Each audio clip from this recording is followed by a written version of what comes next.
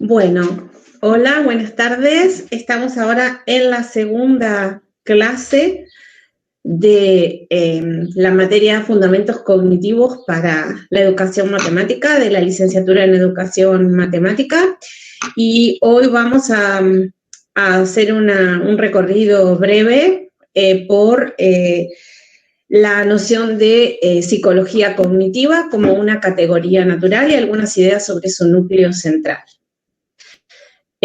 Hacia el año 50, el conductismo como corriente teórica empezó a entrar en crisis porque se produjo una caída de la idea de asociacionismo histórico y porque tenía dificultades para expresar procesos complejos como aprendizaje, como lo que hoy llamamos funciones ejecutivas, la atención voluntaria, la memoria, la percepción, el lenguaje, porque además había habido una caída de la idea del evolucionismo histórico que igualaba a las especies y al estudio de su conducta, porque también había una especie de declinación de un movimiento fantástico o muy, muy connotado, como fue el positivismo lógico, y eso también entonces afectó los métodos para estudiar la conducta observable, y entonces esto requiere de alguna manera de una explicación que no sea, para la conducta que no sea meramente externa. Simultáneamente pasan cosas en el mundo, como es la Segunda Guerra Mundial, que como suele ocurrir con las guerras, trae mucha producción de conocimiento. Por ejemplo, la Segunda Guerra Mundial en Estados Unidos desarrolló mucho las teorías de comunicación. Se empezó a pensar en la construcción de ordenadores y más tardíamente se desarrollan nociones de psicolingüística que son propuestas por Chomsky, quien, como ustedes saben, aún está vivo y es un activista muy, muy famoso y muy interesante.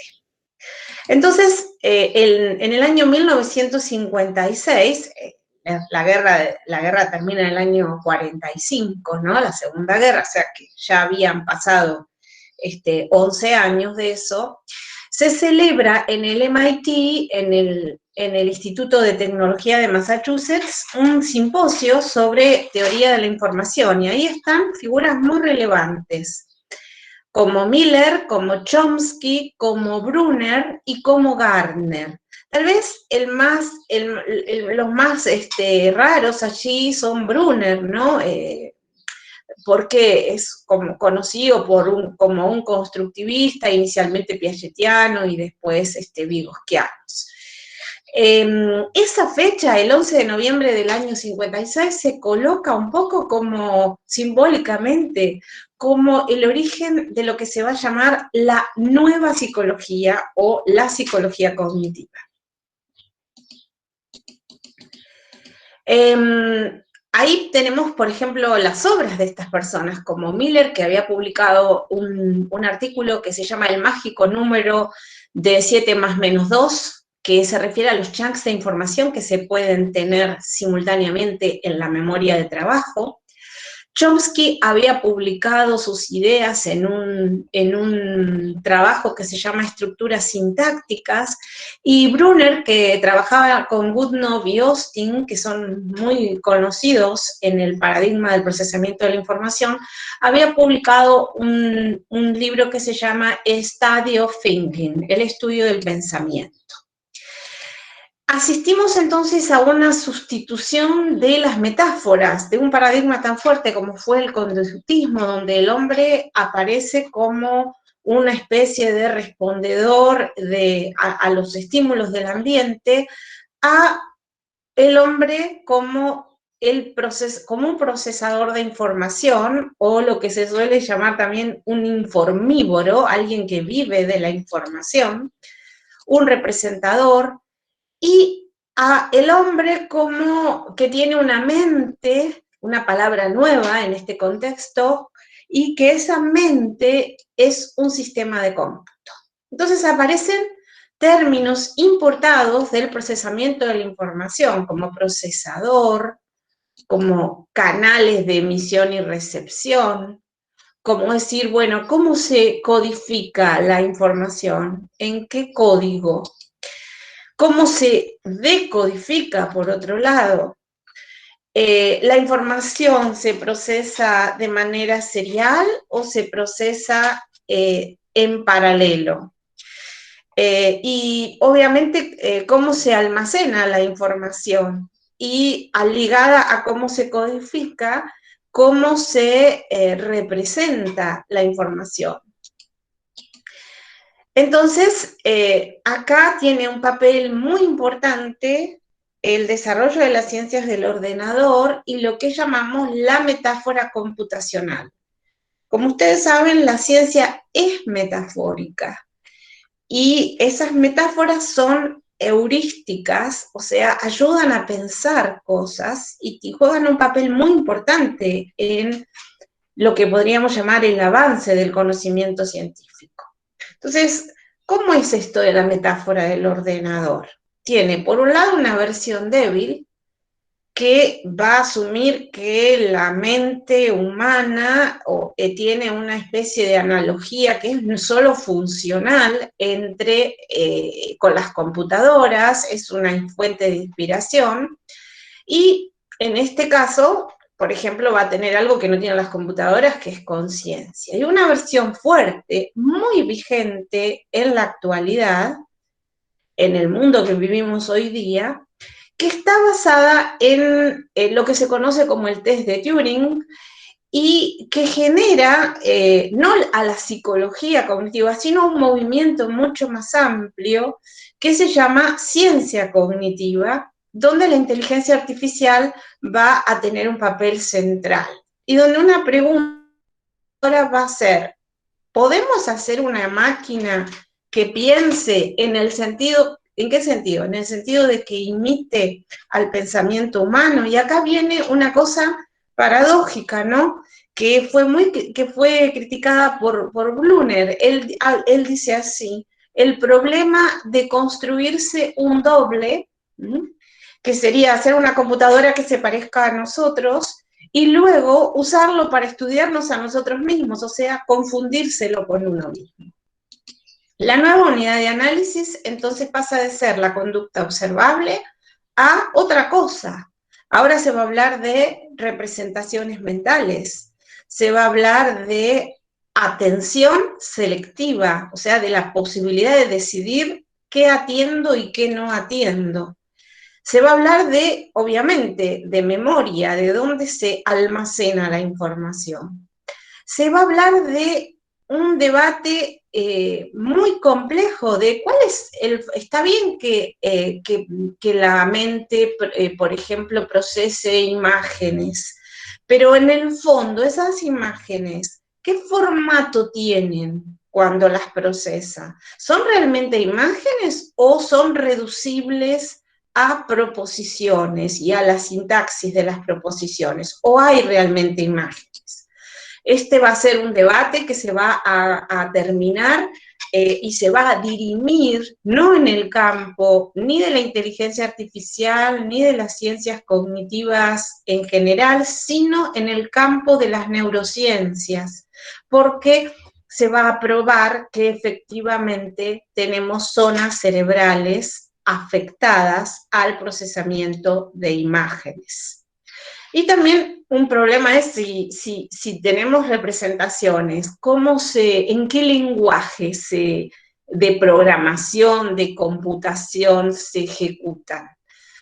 Pensemos que Johnson Laird llegó a proponer un lenguaje especial, que era el lenguaje de la mente, al que llamó Mentalese. Entonces aparece también la pregunta de, bueno, pero ¿quiénes de todos los que se dicen cognitivos son realmente cognitivos? O sea, ¿cuál es el núcleo duro, digamos, de la psicología cognitiva? Entonces, bueno, una respuesta que podemos dar es decir, bueno, los que se ocupan de procesos mentales y centrales complejos. Entonces, Piaget es cognitivo, con sus ideas de operaciones, de esquemas. ¿Y dónde vivía Piaget? ¿Dónde estaba Piaget? ¿Y en qué época? Y esto, Piaget empieza su teoría en 1920. O sea que cuando los yanquis estaban descubriendo la pólvora de la psicología cognitiva, había gente que esa pólvora ya la conocía. Están antes de Piaget y un poco coetáneos lo que se llama el movimiento en Alemania, el movimiento de la Gestalt, ¿no? Que se aplica a la resolución de problemas, al pensamiento productivo y reproductivo, a las diferencias conceptuales y culturales en la percepción. Es decir, como siempre asistimos a una tensión que la vemos en la epistemología, que la vemos en la filosofía y que también la vemos en la psicología, entre lo que se llaman las islas o el mundo anglosajón, incluido los Estados Unidos, aunque obviamente geográficamente sabemos que no está en las islas de United Kingdom, y el continente. ¿Y qué es el continente? El continente es Europa, ¿no? Entonces, como dice Simon de una manera graciosa o de una manera tratando de ser anecdótico, dice que durante el largo periodo en donde toda la psicología estuvo congelada bajo la glaciación conductista, esa glaciación nunca llegó a alcanzar los valles de Suiza, refiriéndose a Piaget, ¿no? Y mantuvo el interés por los procesos centrales complejos. Y una pregunta que también es tomada en sorna, ¿no? Que en el mundo anglosajón y en el mundo gringo se dice, bueno, pero ¿por qué la revolución cognitiva la hicimos nosotros, los anglosajones, ¿no? Y del otro lado, desde el continente, les responden, ¿qué revolución? Si nosotros desde 1920 sabemos que existe la mente, hablamos de representación mental, hablamos de conciencia, de autoconciencia, y estamos tratando de hacer una ciencia cognitiva en base a eso. Entonces acá viene todo un problema, porque si nosotros preguntamos, por ejemplo, ¿qué es la mente? Es algo que nadie puede responder, ni en 1920, ni en 1950, ni porque no les interesa, como sería el caso de los conductismos, ni hoy en día. Hoy en día no se puede responder eso. Pero todo el mundo sabe que estaría dispuesto a que algo a decir que algo tiene mente o que algo no tiene mente. Eso mismo pasa con la psicología cognitiva. O sea, hay una idea de lo que Ángel Rivière llama categoría natural. ¿Y qué significa? Que es un tipo de idea, como si yo digo, ¿qué es una mesa? Y bueno, yo sé lo que es una mesa, pero si tengo un banco y lo uso para apoyar el mate y la pava, entonces, ¿es un banco o es una mesa? Y bueno, entonces ahí empiezo a tener bordes difusos. Son muy pocos los conceptos que se pueden dar el lujo de estar perfectamente acotados y perfectamente definidos. ¿Y qué características tiene una categoría natural? Que tiene un núcleo duro, un núcleo más central, más prototípico, y luego tiene bordes. Y los objetos que entran en la categoría natural, como el ejemplo de si es mesa o si es banco, no tienen límites difusos, tienen límites borrosos. Esa idea vamos a tratar de aplicársela a los objetos con mente. Si, por ejemplo, yo les digo humanos, ¿ustedes qué dicen? Son objetos con mente, ¿verdad? Tienen mente, no lo dudan. Pero si les digo plantas, o si les digo sillas, o si les digo piedras, o si les digo un martillo, ustedes dicen, no, eso no es un objeto con mente, no tiene mente eso. Y si les digo perros, ¿Qué piensan de los perros? ¿Tienen mente o no tienen mente los perros?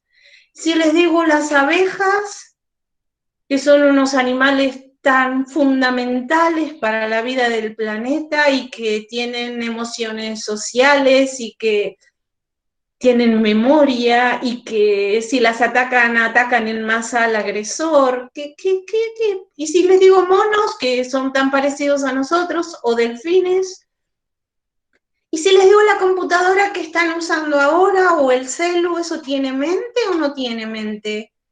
Y si les digo los bots o los chatbots, que son programas que se ejecutan a través de Internet, por ejemplo, para simular o para generar mensajes. Y si les pregunto por la máquina de Turing, ¿qué me dicen? ¿La máquina de Turing podía pensar o no podía pensar? Y si les pregunto por un robot, el robot Pepper, por ejemplo, o si les pregunto por la aspiradora que me barre la casa, o por el dron que acaba de sacar Amazon, que es un dron vigía que te vigila tu casa y te avisa si te roban, si se salta la alarma va a ver dónde fue. Se va a empezar a vender a partir del año 2021 y tiene el tamaño de algo así. Lo pueden buscar en internet.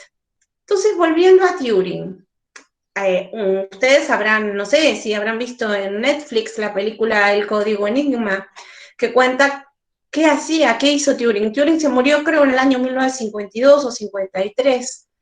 Es un matemático y un lógico absolutamente genial que se dedicaba a la lógica y a la encriptación también y que fue una pieza clave en la guerra porque él ayudaba a descifrar los mensajes codificados de los nazis, ¿no? O sea que fue muy importante.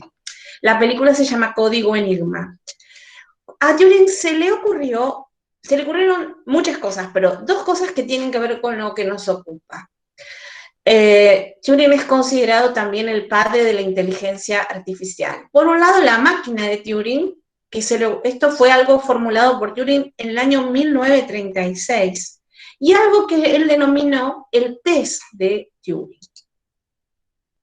¿Qué es la máquina de Turing? Bueno, la máquina de Turing es la definición de la computación o del procesamiento algorítmico, en donde se trata de concebir la posibilidad de construir una máquina teórica que pueda realizar procesos de cómputo. Esa máquina va a tener una cinta, imaginémonos que va a tener una cinta en donde le va a ingresar la información y la máquina va a poder procesar la información en términos de dos cosas, 0 o 1. Y esa cinta, por supuesto, va a tener que ser una cinta infinita, o sea, una máquina que tiene una capacidad ilimitada de procesamiento. Insisto, si esa máquina, por supuesto que nuestros ordenadores actuales son ejemplos de la máquina de Turing, pero él no estaba pensando en eso, miren la época en 1936, ¿no? Y luego, su idea de hacer un test, que no es un test para medir la inteligencia, como se puede leer en internet, sino que es un test que permite decidir si efectivamente una máquina es o no es capaz de pensar o de imitar el pensamiento humano. Vamos a ver un pequeño video porque si Turing, yo creo que ni en sus mejores sueños Turing se imaginó algo como lo que voy a intentar mostrarles si puedo ahora. Uy, denme un segundo. Está en inglés. Voy a compartir la pantalla. Este es el CEO de Google.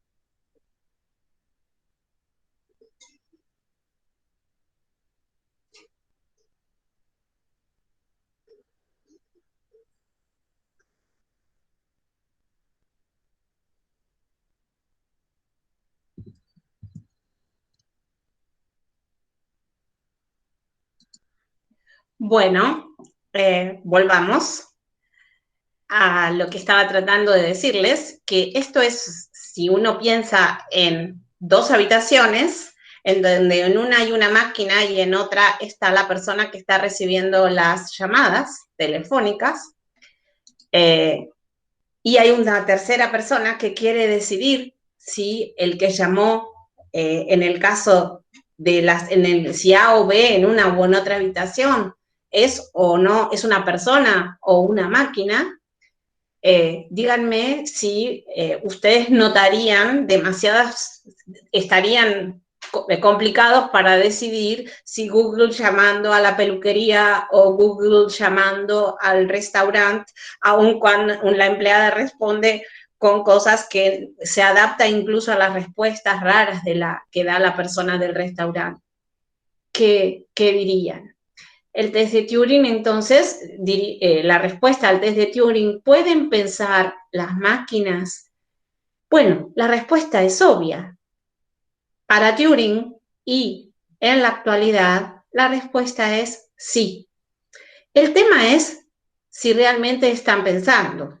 El tema es que Turing jamás quiso decir que o se confundía a las personas con las máquinas. Él solo estaba evaluando la capacidad que la máquina tenía de imitar el pensamiento de las personas. Ni las personas son máquinas, ni las máquinas son personas. Pero yo les decía que la metáfora hoy tiene una actualidad absoluta, porque por ejemplo, sabemos que hay personas que están hablando del día o el año de la singularidad, que va a ser el año en que, según dicen, que creo que va a ser en el año 2050, las máquinas van a igualar a las personas, o las computadoras van a poder hacer o van a poder interactuar como nosotros sin que nos demos de ninguna manera cuenta. El poder de cómputo de las máquinas se va a parecer, va a trascender, no se va a parecer, va a ser superior al de las personas. Entonces, en la versión fuerte, como les decía, tenemos la inteligencia artificial, el deep learning, el machine learning, tenemos las redes neuronales de primera generación y de segunda generación, y está basada en el test de Turing. Y aquí, digamos, hay una identificación, como les decía, esta gente que está pensando en el día de la singularidad, está pensando en que va a haber una superación incluso, ¿no? Esto da lugar entonces a un movimiento, a un conjunto de ciencias que se unifican, que se ayudan a pensar en los fenómenos ligados al conocimiento. Tenemos, fíjense, la filosofía. No tengo tiempo ahora de detenerme en esto, pero por supuesto, la filosofía, ¿por qué? Y bueno, porque ¿qué es conocer? ¿En qué consiste el conocer? ¿Cuál es la forma segura de conocer? ¿Cómo se conoce? Se conoce por la vía de la experiencia, y eso es seguro. Se conoce por la vía de la razón, como proponía Descartes, o como proponía entonces el racionalismo clásico, o por ninguna de las dos. En realidad no se conoce la esencia de nada, como proponía Kant en una síntesis entre estas dos posturas, o se conoce y se construye aquello que se conoce, o hay una especie de conocimiento que viene dado por la práctica y por la acción, y uno entonces desarrolla el significado y el conocimiento a partir de lo que hace. Bueno, todo eso está metido ahí. Luego tenemos a la lingüística o a las ciencias del lenguaje, tenemos a la psicología, porque si estamos buscando máquinas que se parezcan a cómo piensan las personas, necesitamos sí o sí de la psicología. Tenemos a la inteligencia artificial, tenemos a la antropología por las mismas razones, ¿no? Y tenemos algo que cada vez está cobrando mayor importancia, que son las neurociencias. Ahora bien, ¿cuáles son las consecuencias de esta metáfora precoz del ordenador de allá por los años 1950? Bueno, las consecuencias son, por un lado, la analogía funcional de la mente y la computadora como un sistema de cómputo de procesamiento general. La mente codifica información, la retiene, opera con símbolos, tiene representaciones internas o mentales y se caracteriza por tener una estructura fija, llamémosle hardware, y funciones que cambian. Y una versión más débil, como venía diciendo, que se refiere al procesamiento de la información, pero solo de una manera utilitaria, porque le es útil, porque le viene bien, y trata de que todos los sistemas, ya sean de inteligencia artificial, sean sistemas que se parezcan, o sea, que emulen la conducta humana. Entonces, si nosotros nos atenemos nuevamente a la pregunta, pero bueno, y entonces, ¿de qué hablamos cuando hablamos de psicología cognitiva? Vemos que tenemos elementos más prototípicos como los modelos computacionales, las teorías del procesamiento de la información, y que uno estaría de acuerdo. Johnson Lehr estaría de acuerdo, Miller, Anderson, etcétera, Young, estarían de acuerdo en aplicarle la etiqueta de cognitivas, y tenemos también fronteras imprecisas donde capaz que a Piaget, a Vygotsky, a los gestálticos también estaríamos dispuestos a aplicarles la etiqueta de cognitivos. Pero veamos un poco qué estudia la psicología cognitiva. La psicología cognitiva estudia procesos intelectuales complejos: percepción, atención, memoria, lenguaje, razonamiento, pensamiento, y le otorga, estoy hablando en la parte del núcleo duro del significado, ¿no?, en la parte más prototípica, le otorga un papel preponderante a la metáfora del ordenador y al procesamiento de la información. Como dice Anderson, intenta entender la naturaleza de la inteligencia humana y cómo piensan las personas, o se trata del análisis científico de los procesos mentales y de las estructuras de la memoria humana para entender la conducta humana. Como ven, el intento de entender la conducta, como en los conductistas, no ha desaparecido, solo que ahora todo el lenguaje es mental.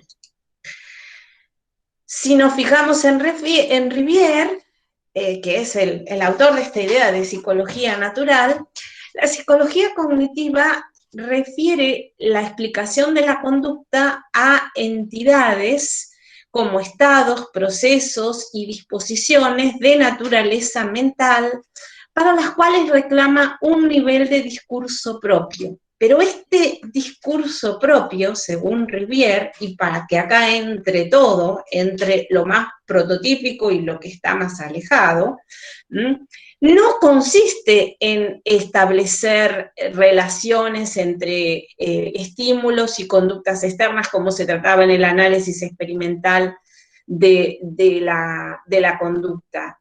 Y tampoco se refiere a los procesos fisiológicos, como podría ser lo que permanentemente escuchamos como el cerebro piensa, o tenemos libros como Educando al cerebro. ¿Qué es eso, educando al cerebro? O encontramos conspicuos representantes del mundo de las neurociencias o de la neuropsicología diciendo que Piaget estaba equivocado, o que gracias a la neurociencia se comprueba que las personas pueden pensar con determinadas características, o que los bebés tienen ideas matemáticas a partir de los 3 meses, lo cual es verdad, las tienen, pero resulta un poco chocante tanta soberbia y tanto desprecio por pensadores absolutamente impares. Pensemos que cuando Piaget desarrolla su teoría, o cuando Vygotsky desarrolla su teoría, ustedes saben que son contemporáneos, Ramón y Cajal acababa de descubrir la neurona, y lo había descubierto con un microscopio.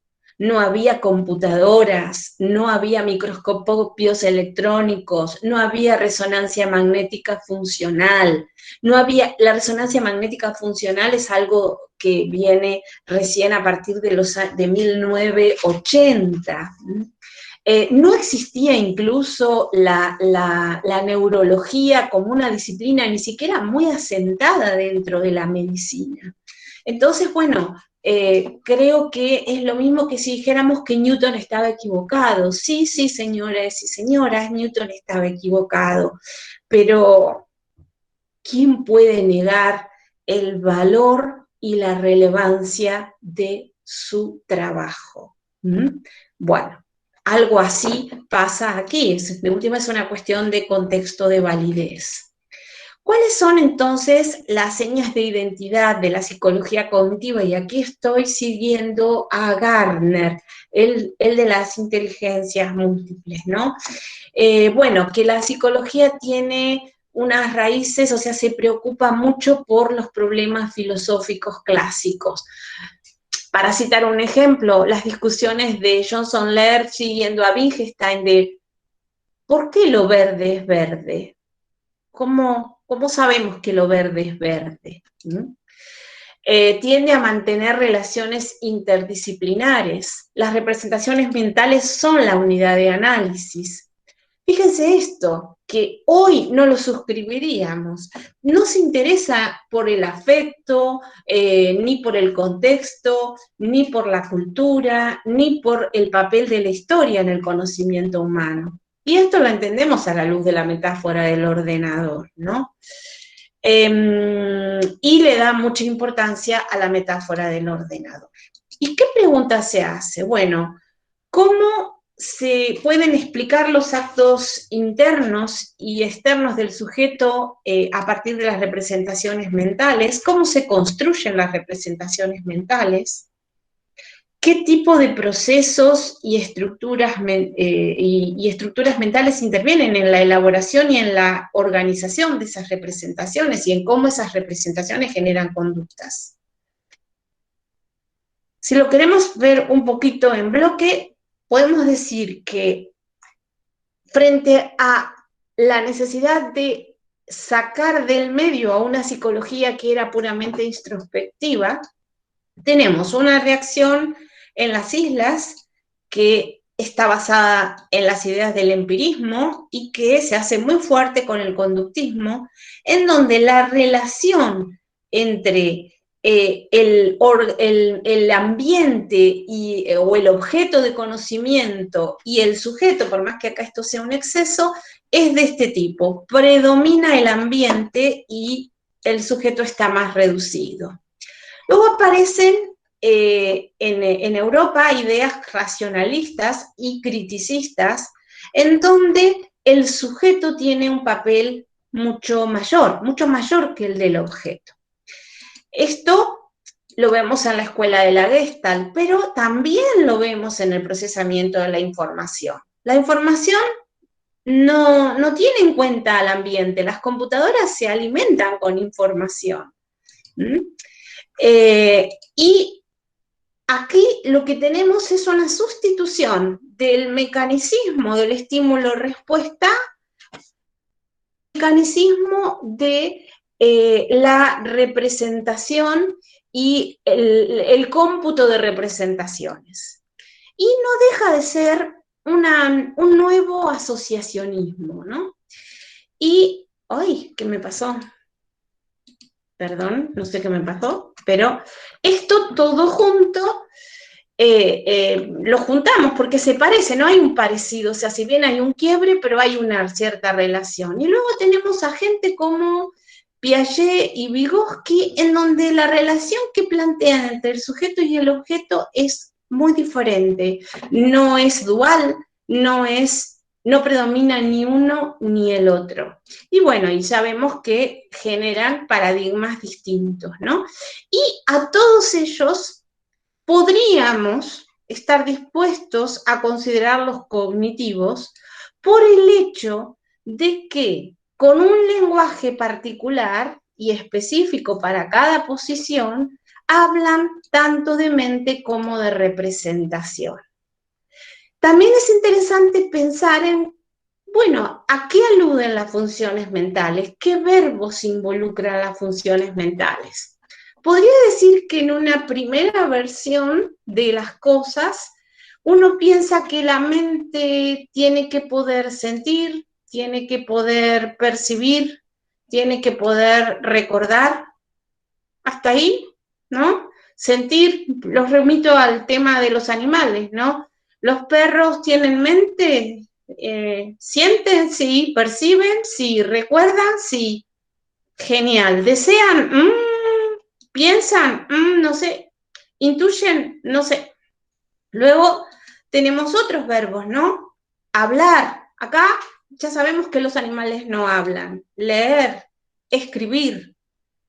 Tener conciencia, ser conscientes, otra categoría natural, no se puede, no sabemos lo que significa estrictamente ser conscientes.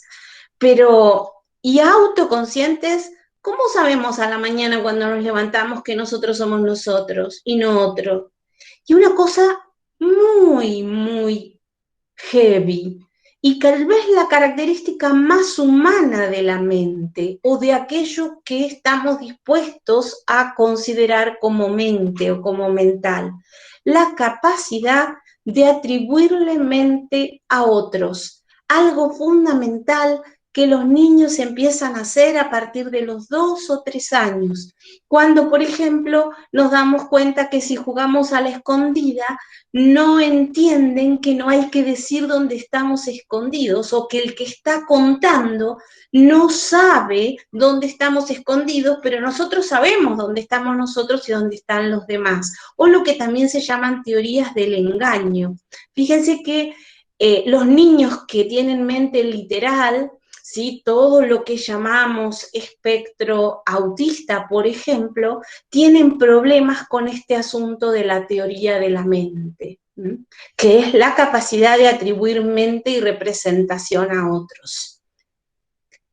Esto parece que es un rasgo muy humano, por lo menos en plenitud. Sin embargo, hay estudios con algunos gorilas y con algunos monos que muestran que tienen cierta capacidad de engaño.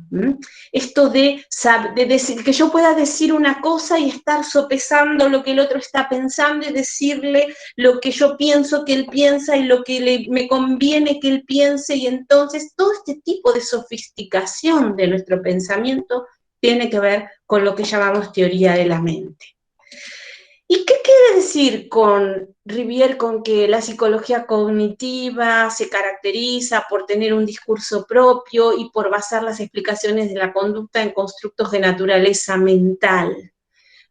Por ejemplo, las operaciones y estructuras, o las representaciones proposicionales de las que hablaba Pissiling, o las imágenes mentales de las que hablaba Kostlein. O sea, estoy refiriéndome a distintos teóricos del procesamiento de la información, y todos ellos crean sus propios constructos de naturaleza mental, o los esquemas al estilo de Rumelhart, o algo similar, los scripts de Young y Abelson, como el de famoso, ¿no?, de ir al restaurante, o los sistemas de producción de Anderson, o los modelos mentales en Johnson Laird, o las representaciones de nivel implícito y explícito de las que nos habla Karmilov Smith, convertida a las neurociencias, convertidas a la neuropsicología, Karmilov,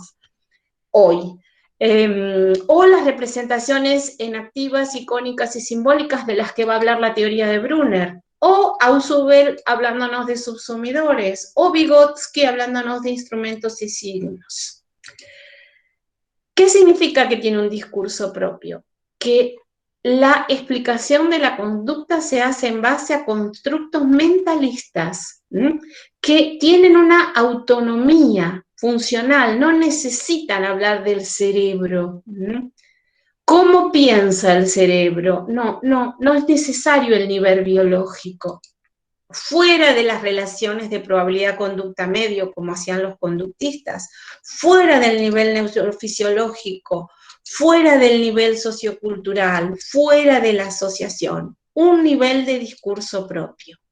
Y esto necesita, sobre todo la segunda parte de los verbos mentales, ¿no?, postular un sujeto rico, que es lo que va a hacer cada paradigma de estos cognitivos, cada teoría de estas cognitivas.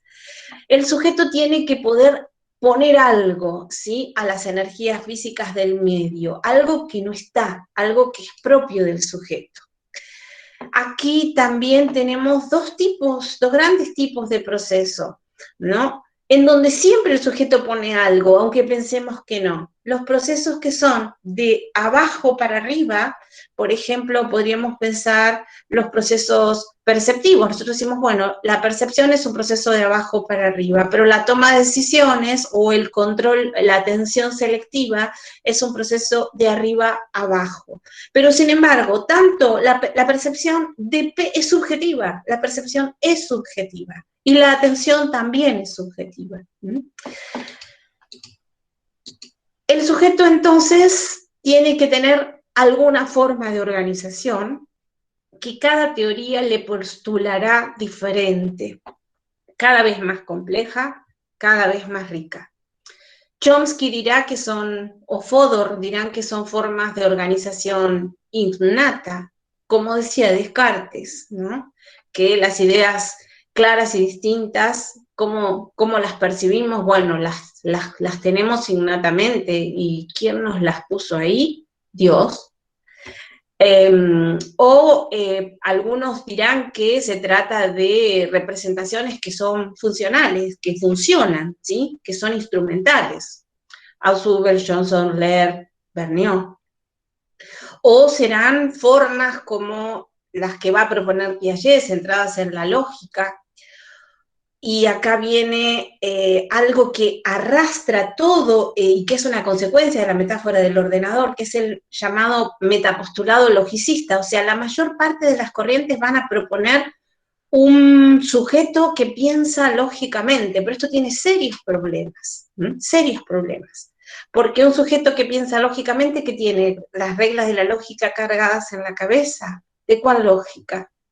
Uno puede alimentar una computadora para que opere en base a cierto tipo de lógica, pero eso tiene muchos problemas, como Johnson Laird muestra, ¿no? Necesitamos otro tipo de proceso, porque no podemos tener todas las relaciones posibles cargadas en la cabeza, porque nuestra memoria es finita y nuestra capacidad de almacenamiento es limitada. Otras posiciones en donde si lo que importa es la lógica y la forma lógica del pensamiento, entonces le abren la mano al contenido, al conocimiento en sí. Otras posiciones como la de Vergniaud y como la de Piaget también, que se van a preocupar por la construcción de la racionalidad, otros como que se van a preocupar por la construcción de un sujeto social. Todas estas preguntas requieren un sujeto que tenga distintas formas de organización, o para que establezcamos cómo sabemos que nosotros somos nosotros, ¿no? Lo que llamamos recién teoría de la mente, o esa capacidad de atribuir mente a otros. Eso requiere, como propone Rivière, de un sujeto cognitivo colorido, en donde habrá algo más prototípico, un sujeto más prototípico, más del procesamiento de la información, y habrá bordes difusos, y entonces casi todo, salvo el conductismo, queda metido dentro de la etiqueta de lo más o menos cognitivo. Bueno, y para terminar, algo que es muy caro al procesamiento de la información, y por supuesto también a la neuropsicología y a lo que se sabe hoy gracias a las técnicas para escanear la actividad cerebral y para saber qué zonas del cerebro están implicadas en los procesos cognitivos. Lo cual no tiene por el momento demasiado poder explicativo, pero no habría que quitarle fichas a eso, ¿no? Sabemos que por analogía con los ordenadores hay una memoria sensorial que dura del orden de los milisegundos y que está ligada a todos los sentidos, visual, auditivo, háptico, que significa del tacto, olfativo. Sabemos que como hacen los ordenadores, necesitan de una working memory, o sea, de una memoria de trabajo, donde el tiempo de activación allí es de a lo sumo 30 segundos y una capacidad muy limitada, 7 más menos 2 chunks de información, el famoso número mágico de Miller. Y aquí tenemos 4 componentes fundamentales, algo que llamamos el bucle fonológico, que nos permite percibir los fonemas, algo que nos permita percibir el espacio, un sistema para articular la información espacial y la información auditiva o auditivo verbal, y un ejecutivo central, porque ese sistema está permanentemente tomando decisiones.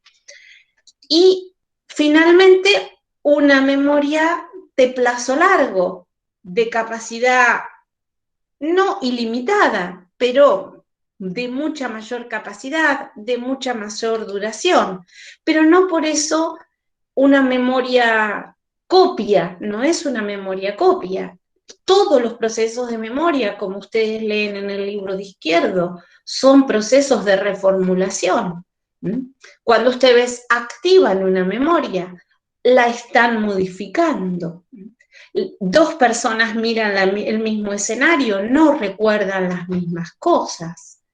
Y de hecho nos contamos historias sobre cosas que nos han pasado y le ponemos cosas que no pasaron, pero que quedan agregadas a esos recuerdos.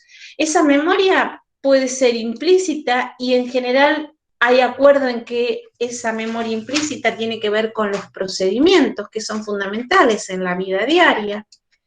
Y luego esa memoria puede ser declarativa o hay consenso también en que es explícita y que puede involucrar tanto a los episodios como por ejemplo el día que te recibiste, el día que te casaste, el día que te divorciaste, el día que tuviste a tus hijos o cualquier cosa que sea relevante en tu vida.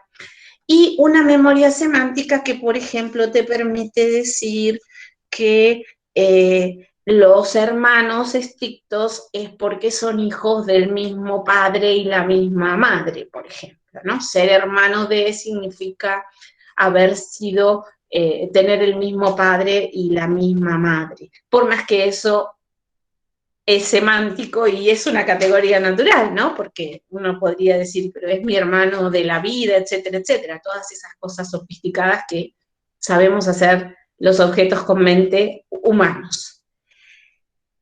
Hay una pregunta en nuestras tareas de la materia que tiene que ver con, ¿qué tiene que ver la memoria con el aprendizaje? Bueno, y espero que aquí no seamos maniqueos. He visto respuestas que dicen todo, perfecto. He visto respuestas que dicen que nos permite a los docentes saber lo que nuestros alumnos van a recordar. No, no, lamentablemente no. Yo no tengo ni idea de lo que mis alumnos van a recordar, pero sí sé que esta memoria es muy acotada. Entonces me tengo que cuidar de los libros atestados de cosas innecesarias o de mis propios trabajos atestados de cosas innecesarias. De esos problemitas en donde lo que se pregunta en el fondo es cuánto da la suma de dos números y eso se formula en un enunciado kilométrico. Distracción pura. Cuando uno termina de leer el enunciado no sabe lo que le estaban tratando de preguntar. Bueno, esas cosas hay que tenerlas en cuenta. O esta tendencia tan habitual de hacer muchas cosas al mismo tiempo y jactarnos de ser seres multitasking, cuando sabemos que no somos seres multitasking, somos seres que a lo sumo en la memoria de trabajo podemos tener 7 más menos 2 objetos. Y para traer otro nuevo tenemos que bajar uno. Entonces esto de manejar y ir mirando el celular, a lo único que, o de cocinar mientras no sé qué hacemos, a lo único que nos puede conducir es al estrés, a la ansiedad y probablemente a un accidente en un terreno que no es precisamente el del aprendizaje. Por supuesto que es muy importante que podamos construir memorias y que como profesores o docentes nos ocupemos de ello. La repetición construye memorias, pero la repetición no es estricta. Para construir memorias fuertes, la relación es lo más importante. Entonces, si nosotros logramos traer un recuerdo porque tenemos que relacionarlo con otra cosa, eso contribuye más a formar memorias. Sabemos también, gracias a las neurociencias, que la emoción es muy importante en la formación de memorias. Por supuesto, no cualquier emoción, cualquier emoción. pero no vamos a andar maltratando gente para que se acuerde de las cosas. Y no vamos a caer en la mitología del profesor clown o el profesor payaso para que nuestros estudiantes se acuerden de las cosas. Así que bueno, creo que por hoy y con relación a la psicología cognitiva, ya tenemos bastante, así que solamente les dejo si quieren formular alguna pregunta y si la sabemos contestar, se las contestamos, y si no, muchas gracias y hasta la próxima.